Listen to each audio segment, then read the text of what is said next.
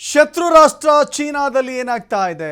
ಚೀನಾದಲ್ಲಿ ಜಿನ್ಪಿಂಗ್ ಕಾಲ ಮುಗಿದು ಹೋಯ್ತಾ? 2 ವಾರಗಳ ಕಾಲ ಚೀನಾ ಅಧ್ಯಕ್ಷ ನಾಪತ್ತೆ ಆಗಿದ್ದೇಕೆ? ಹಾಗಾದರೆ ಜಿನ್ಪಿಂಗ್ ಸಿಕ್ಕಿಲ್ಲ, ಅಲ್ಲಿ ನಾಪತ್ತೆಯಾಗಿತ್ತು, ನಿಗೂಢವಾಗಿ ಮರೆಯಾಗಿದ್ರು. 2 ವಾರ ಎಲ್ಲಿದ್ದರು, ಯಾಕೆ, ಏನು, ಎತ್ತ, ಇದೆಲ್ಲವನ್ನು ಕೂಡ ನೋಡ್ತಾ ಹೋದರೆ ಎಲ್ಲೋ ಒಂದು ಕಡೆ ಅಭದ್ರತೆ ಕಾಣಿಸ್ತಾ ಇದೆ. ಮೇ 21 ಜೂನ್ 5ರ ನಡುವೆ ಜಿನ್ಪಿಂಗ್ ಮಿಸ್ಸಿಂಗ್ ಆಗಿದ್ದರು. ಚೀನಾದಲ್ಲೂ ಕಾಣಿಸಲಿಲ್ಲ, ವಿದೇಶದಲ್ಲೂ ಇರಲಿಲ್ಲ. 2 ವಾರಗಳ ಕಾಲ ಎಲ್ಲಿ ಹೋಗಿದ್ರು ಅಂತಲೇ ಗೊತ್ತಿಲ್ಲ ಚೀನಾ ಅಧ್ಯಕ್ಷ.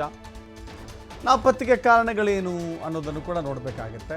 ನಾಪತ್ತೆಗೆ ಕೆಲವಷ್ಟು ಕಾರಣಗಳನ್ನು ಕೂಡ ಇಲ್ಲಿ ಪತ್ತೆ ಮಾಡಬೇಕಾಗುತ್ತೆ. ಯಾಕೆಂತ ಹೇಳಿದ್ರೆ, ಒಂದು ದೊಡ್ಡ ರಾಷ್ಟ್ರದ ಅಧ್ಯಕ್ಷ ಕಣ್ಮರಿ ಆಗ್ತಾರೆ ನಿಗೂಢ ಅಂತ ಹೇಳಿದ್ರೆ ಅದು ಎಲ್ಲರಿಗೂ ಪ್ರಶ್ನೆ ಮಾಡುವಂಥ ರೀತಿಯಲ್ಲೇ ಕಾಣಿಸುತ್ತೆ. ಯಾವುದೇ ರೀತಿಯ ಟಿಪಿ ಇರಲಿಲ್ಲ, ಅಧಿಕೃತ ಕಾರ್ಯಕ್ರಮಗಳಿರಲಿಲ್ಲ, ವಿದೇಶ ಪ್ರವಾಸ ಇರಲಿಲ್ಲ. ಹಾಗಂತ ಚೀನಾದಲ್ಲೂ ಇರಲಿಲ್ಲ. ಎಲ್ಲೂ ಮಾಹಿತಿ ಇಲ್ಲದ ರೀತಿಯಲ್ಲಿ ನಿಗೂಢವಾಗಿ ಅಜ್ಞಾತ ಸ್ಥಳದಲ್ಲಿದ್ದ. ಅದಕ್ಕೆ ಕಾರಣ ಏನು ಅಂತ ಕೂಡ ರಾಷ್ಟ್ರದಲ್ಲಿ ಚರ್ಚೆ ಆಗ್ತಾ ಇದೆ. ಹಾಗಾದರೆ ಏನೇನು ಕಾರಣಗಳು ಅಂತ ನೋಡ್ಬೋದಲ್ಲ. ಎಸ್, ಚೀನಾದಲ್ಲಿ ಇಬ್ಬರು ನಾಯಕರ ಪ್ರಭಾವ ಹೆಚ್ಚುತ್ತಾ ಇದೆ. ಚೀನಾದಲ್ಲಿಯೂ ಕೂಡ ರಾಜಕೀಯವಾಗಿ ಸಾಕಷ್ಟು ರೀತಿಯ ಮೇಲಾಟಗಳು ಕಾಣಿಸ್ತಾ ಇದೆ. ಇಬ್ಬರು ನಾಯಕರ ಪ್ರಭಾವ ಹೆಚ್ಚುತ್ತಾ ಇದೆ. ಜನರಲ್ ಜಾಂಗ್ ಯೂಕ್ಸಿಯಾ, ವಾಂಗ್ ಯಾಂಗ್ ಅವರಿಬ್ಬರ ಪ್ರಭಾವ ಹೆಚ್ಚಳ ಆಗಿದೆ.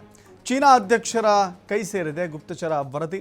ಚೀನಾದಲ್ಲಿ ಜೋರಾಗ್ತಾ ಇದೆ ಜಿನ್ಪಿಂಗ್ ಬದಲಾವಣೆಯ ಮಾತು. ಜಾಂಗ್ ಯೂಕ್ಸಿಯಾ ಅಥವಾ ವಾಂಗ್ ಯಾಂಗ್ಗೆ ಪಟ್ಟವನ್ನು ಕಟ್ಟಬೇಕು ಅಂತ ಹೇಳಿ ಮುಂದಾಗ್ತಾ ಇದ್ದಾರೆ. ಚೀನಿ ಕಮ್ಯುನಿಸ್ಟ್ ಪಕ್ಷದಲ್ಲಿ ಪ್ರಭಾವ ಹೊಂದಿರುವಂಥ ಜಾಂಗ್, ವಾಂಗ್ ಕೂಡ ಕಮ್ಯುನಿಸ್ಟ್ ಪಕ್ಷದಲ್ಲಿ ಹೆಚ್ಚು ಪ್ರಭಾವಿನ ಹೊಂದಿದ್ದಾರೆ, ಪ್ರಭಾವಿ ವ್ಯಕ್ತಿ ಕೂಡ. 2022ರಲ್ಲಿ ಪ್ರಧಾನಿ ಪಟ್ಟಕ್ಕೆ ಪ್ರಮುಖ ಸ್ಪರ್ಧಿಯಾಗಿದ್ದರು. 24 ಸದಸ್ಯರ ಪಾಲಿಸ್ಟ್ ಬ್ಯೂರೋದಲ್ಲಿಯೂ ಕೂಡ ಅವರಿದ್ದಾರೆ. ಪ್ರಭಾವಿ ನಾಯಕರ ಬದಲಾವಣೆ ಚೀನಾದಲ್ಲಿ ಹೊಸದೇನೂ ಅಲ್ಲ, ಆದರೆ ಜಿನ್ಪಿಂಗ್ ಅವರ ಬದಲಾವಣೆ ಸಾಕಷ್ಟು ರೀತಿಯಲ್ಲಿ ಚರ್ಚೆಗೆ ಕಾರಣವಾಗ್ತಾ ಇದೆ.